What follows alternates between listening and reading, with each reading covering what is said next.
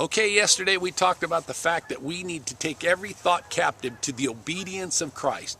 We cannot entertain fear. When fear comes, we need to take the weapons of our warfare, which are not carnal but mighty in God. What's that? Well, He gave us His blood. He gave us His word. He gave us His armor. He gave us His promises. He's given us so much that if we'll entertain those thoughts, focus on those thoughts instead of fearful thoughts, then we'll be able to stop fear in its tracks and not allow it to enter in. Again, taking those thoughts captive to the obedience of Christ. Today I want to talk to you about the fact that where did this fear come from? It definitely didn't come from God. We know that for a fact. If we look at Luke chapter 1 verse 74, it says to grant us that we, being delivered from the hand of our enemies, might serve Him without fear. See, when you serve God, when you're involved with God, or involved with His kingdom, there is no fear. It's only when we deal with men and things of this earth, fear comes in. Satan wants to use fear against us. Romans chapter 8 verse 15 says this, "For you did not receive the spirit of bondage again to fear, but you received the spirit of adoption by whom we cry out, Abba, Father." Again, Abba, Father there means Daddy God.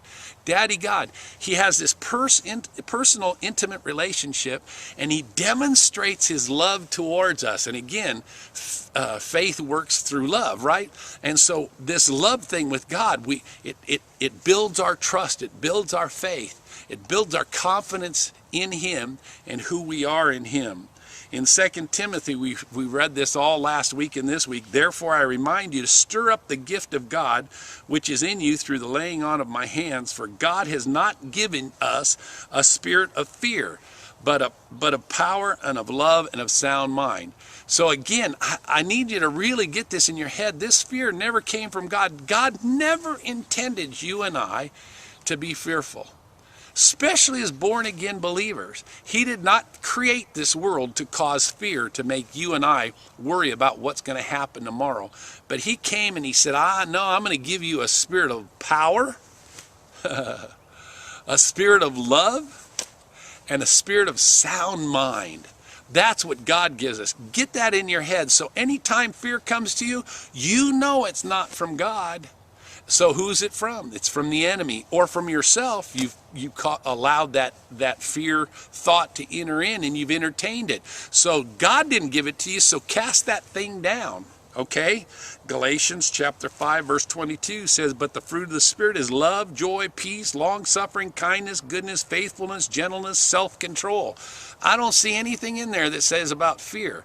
God gave us the Spirit, the fruit of the Spirit, His Spirit, which are these things: love, joy, peace, kindness, and so forth.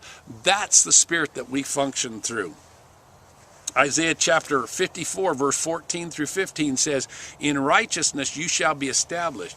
You shall be far from oppression, for you shall not fear. And from terror, for it shall not come near you. Indeed, they shall surely assemble, but not because of me. Whoever assembles against you shall fall for your sake."